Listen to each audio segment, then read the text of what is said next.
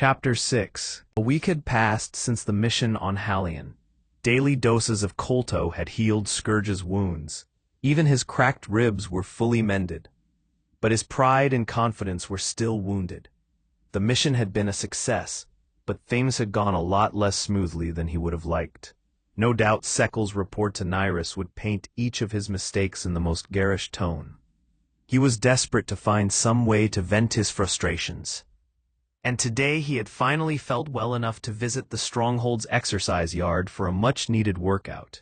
He rarely went more than 2 or 3 days without practicing his drills, knowing that his continued survival would often depend on his martial expertise. Though there were others in the yard, none was a worthy sparring partner. He would gain little from testing himself against any of Murtagh's soldiers. Even the guard captain himself wouldn't present any real challenge to a fully trained Sith Lord. Instead, he performed a complex routine of drills designed to hone his reflexes, all while wearing his heavy armor.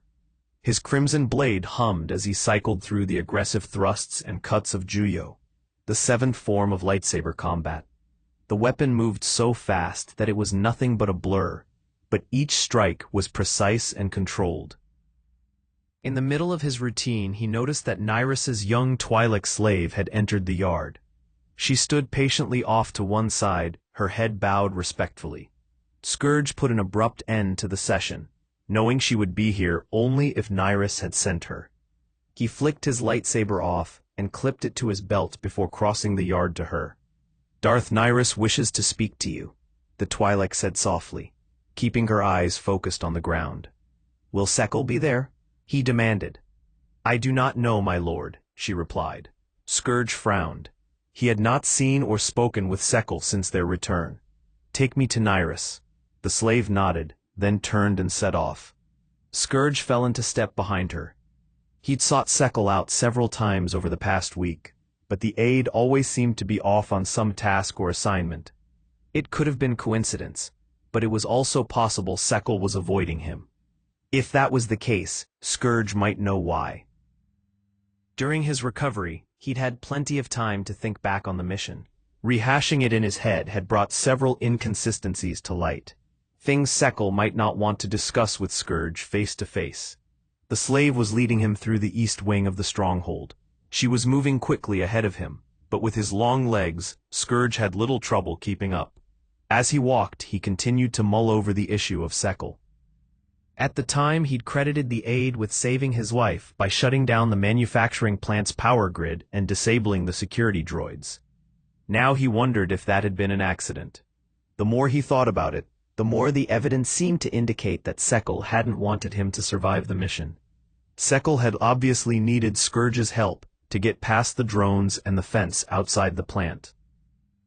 And he'd needed Scourge to hold off security long enough for him to slice into UDM's computer network.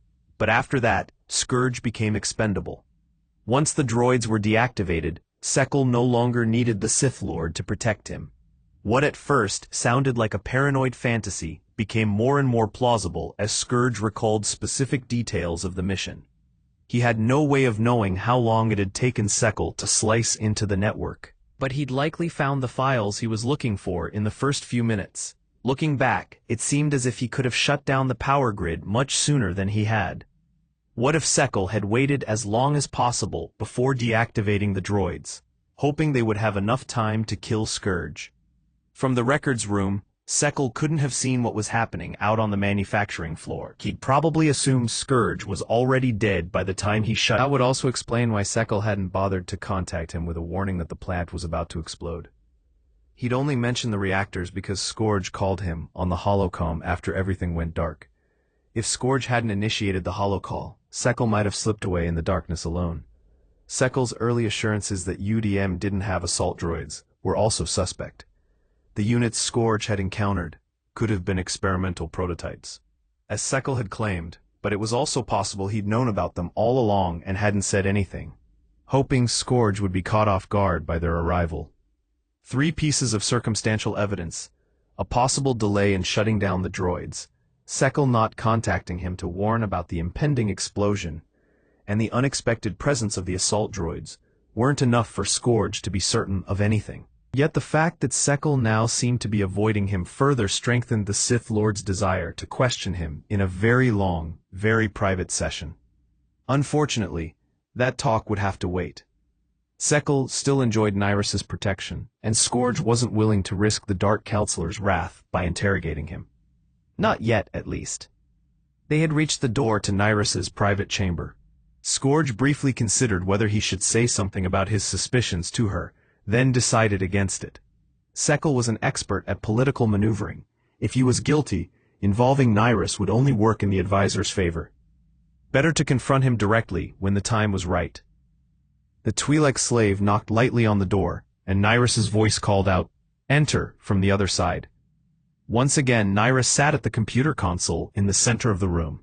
As she rose from her chair and turned to face Scourge, the slave closed the door, sealing the three of them alone in the room.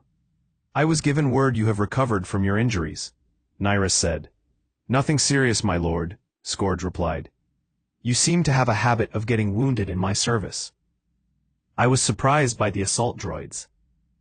And I'm surprised they gave you so much trouble." Scourge remained silent. Nyrus stretched her dry, cracked lips into an unsettling grin that seemed to fill the entire lower half of her wrinkled face. Scourge endured the rictus without comment until it mercifully faded. "I find it odd that someone with your reputation would be hard-pressed to defeat a single assault droid and a few patrol drones, yet you dispatched my mercenaries with ease." It was obvious she was getting at something, but Scourge had no idea what it might be. I don't understand," he finally admitted. "No, you don't," she agreed, briefly flashing another disconcerting smile. "Recite the Sith code for me," she instructed, sounding like one of the trainers at the academy. "Peace is a lie. There is only passion. Through passion, I gain strength." The words came easily to Scourge. The mantra had been drilled into his brain during his training, until it was second nature. "Through strength, I gain power. Through power, I gain victory. Through victory, my chains are broken." "You know the words, but you do not truly understand them," Nyrus admonished. "The dark side draws on the most powerful emotions: anger, hatred, fear. We are taught to use our emotions, to unlock our true potential, and unleash the Force against our enemies." Scourge pushed down the impatience threatening to rise within him.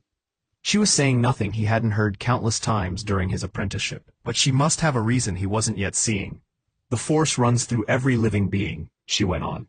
"When we fight an opponent of flesh and blood, we draw on their emotions. As well, all who follow the dark side instinctively do this on some level. It is so instinctive that most instructors feel it does not need to be taught." "I have studied your records from the academy, and observed your battle with the mercenaries in my courtyard," she said at last. "You have a special gift. You do not just feed on the raw emotions of your foe. You gorge yourself on them. You feast on their primal fear. It amplifies your hate and anger. It fuels the power of the Force. It transforms you into an instrument of death and destruction." Scourge nodded. Battling a living foe was intoxicating. With each attack and counter, he felt a rush of heat coursing through his veins, energizing and empowering him. Yet he had felt almost none of that at the UDM plant. "When I fought the security droid, there was nothing to grab onto. It was cold, empty." "Precisely. You tried to feed off its non-existent emotions, and in doing so only made yourself weaker. I wonder that this wasn't observed in you. Even the most powerful gift needs guiding to be used effectively." She shook her head. "You are so used to using your gift that you neglect the most basic source of power: yourself. The next time you find yourself in a similar situation, you must turn your focus inward. Draw on your own emotions, and you will destroy your mechanical enemies as readily as you slaughter your organic ones." Scourge nodded. He did not like being lectured, but her observation was a good one. He realized that he had, indeed, learned to rely on the emotions of his enemies to feed his power, and he had not seen that such a gift could also be a weakness, but one that, with time and practice, could be overcome. "A valuable lesson, my lord, one I will take to heart. I have enough sycophants working for me," she answered, brushing off his gratitude. "But none can do what I do," Scourge reminded her. Nyrus spread her lips into another gruesome smile, and Scourge resisted the urge to shudder as a chill crawled down his spine. "I hope your restored confidence will serve you well on your next mission," she said. The files Sekel recovered from UDM proved quite fruitful. He traced the payment for the custom droid sent to assassinate me back to a group of radical human separatists from Bastierda, dedicated to freeing their world from the tyranny of the Emperor and the Dark Council. Heavy sarcasm dripped from her voice, and Scourge shared her contempt. There were some enemies he could respect. There were some causes he could understand, even if he fought against them. This was not one of them. There were recently conquered worlds that suffered under the Empire's yoke, planets like Halion, where rebellion was to be expected. But Bastierda had been part of the Empire for hundreds of years. Its people were full citizens, with all the rights and privileges of those on Dromund Kaas. Human separatist propaganda might cry out against unfair treatment of their species, but Scourge knew their claims were unfounded.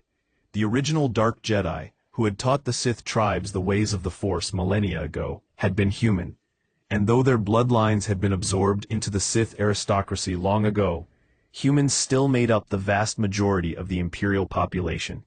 There were human slaves, of course, but these were individuals born into the lower ranks of society, or those who had fallen through their own failures and weakness. Unlike other lesser species, they were not persecuted or discriminated against in any real way. There were no laws limiting their movements, no restrictions on what rank or position they could hold. Humans could rise to the highest ranks of the Imperial military. A number of worlds were even ruled by wealthy and powerful human families, and the Emperor had appointed many humans to serve on the Dark Council. Of the 12 current members, 5 were human, including Darth Zedrix, the counselor with the longest active service. Humans had no right or reason to complain about their status in the Empire. The Separatists were nothing but ungrateful scum and traitors. Why did they target you? Scourge wondered aloud. Why not strike at the Emperor himself? The Emperor is too well protected, Nyrus said. Since they cannot get to him, one of the longest-serving members of the Dark Council is the next best thing. And they would never strike at Darth Cedrix, she added. They probably consider him one of their own. He is human. What about Darth Igril? Scourge asked. He is Sith, and he has served longer than anyone except Darth Zedrix. Igril resides on Dromund Fells. Killing one of the Dark Council on Dromund Kaas, the Imperial capital, makes more of a statement. She paused. They may also have chosen me because of my history with Darth Zedrix. Ever since I joined the Dark Council, there has been animosity between us. At the time, he was one of the most powerful members. Yet, even from the start, he sensed my potential and feared it.